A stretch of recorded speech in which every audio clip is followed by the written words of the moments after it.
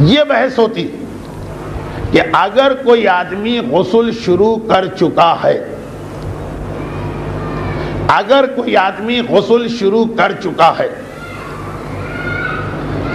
اور غسل مکمل ہونے سے پہلے درمیان میں کوئی ایسی چیز پیش آ جائے جس سے وضو ٹوٹ جاتا،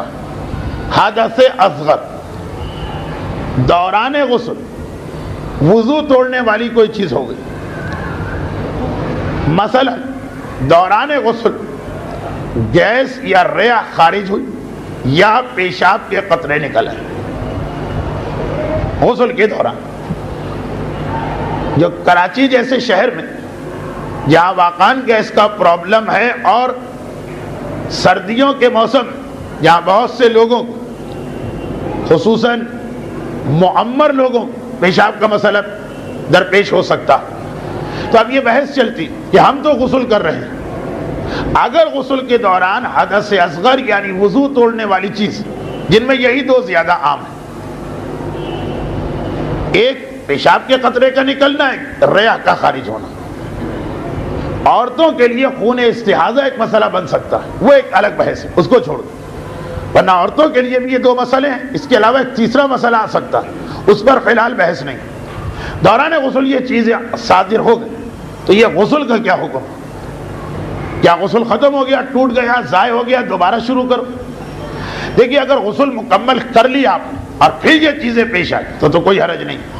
غسل کے بیچ میں امام خمینی فرماتے تھے اگر غسل کے دوران حدث اصغر صادر ہو جائے، یعنی پیشاب کے قطرے نکل گئے، ریح خارج ہو گئی، غسل پہ کوئی فرق نہیں پڑے گا، غسل الگ ہے، وہ نجاست الگ۔ البتہ اس صورت غسل کے بعد آپ کو وضو ضرور کرنا ہوگا، چاہے وہ غسل جنابت ہی کیوں نہ ہو۔ غسل جنابت کے بعد وضو نہیں ہوتا، لیکن ایسا غسل جنابت جس کے درمیان وضو توڑنے والی چیز ہو گئی تو غسل آپ کا ٹھیک۔ فرض کیجئے کہ کسی نے سر و گردن دھو لی، پورا سیدھا جسم دھو چکا، آقا خمینی کا فتویٰ بیان ہو رہا ہے تو ان کا مقلد پورا سیدھا حصہ، الٹا حصہ دھو رہا تھا اور اس کے بھی آخر میں تھا کہ قطرہ پیشاب کا یا ریح خارج ہو گئی۔ اب اگر یہ فتویٰ ہو کہ تمہارا غسل ٹوٹ گئے، دوبارہ نئے سرے سے پورا غسل نہیں، آقا خمینی کہتے ہیں کہ اس سے غسل نہیں ٹوٹتا، غسل جاری رکھو۔ البتہ غسل کے بعد جب وضو نہیں کرنا ہوتا، غسل جنابت، بہرحال وضو توڑنے والی چیز تو وہ وضو کرنا ہو، آقا کوئی کا فتویٰ تھا، فتویٰ کہ اگر دوران غسل حدث اصغر آ گئے، پورا غسل گیا، نئے سرے سے نئی نیت کر کے دوبارہ غسل کرنا ہے، چاہے آپ غسل کے بالکل آخری مرحلے میں ساری آپ نے محنت کی، پورا غسل کیا، گھٹنے سے نیچے بالکل پنڈلیاں یا پیر دھو رہے ہیں اور پیشاب کا ایک قطرہ نکل آیا، یہ پورا غسل گیا، نئی نیت کر کے نیا غسل کرو۔ اور اس میں بھی اگر اتفاق پیش آئے وہ بھی گیا، پھر نیا غسل کرو، جب تک کہ اس کیٹیگری میں نہیں آتے جس کا نام ہے دائم الحدث۔ کچھ ایسے لوگ ہیں جن کو پیشاب کے قطرے آنے کی پرماننٹ شکایت ہے، ان کے مسائل الگ ہیں،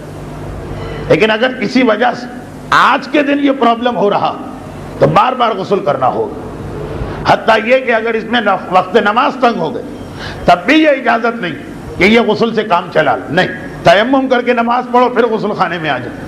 اور پھر یہ سارے چکر میں پڑھو یہاں تک کہ مغربین کے رات 12 بج گئے، پھر تیمم کر کے وہ نماز پڑھو پھر آ جاؤ واپس یہاں تک کہ فجر کا وقت، الا یہ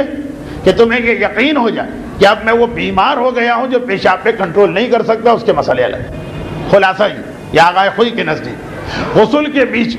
وضو توڑنے والی چیز پیش آ جائے جو چھوٹی نجاست اگر غسل کرے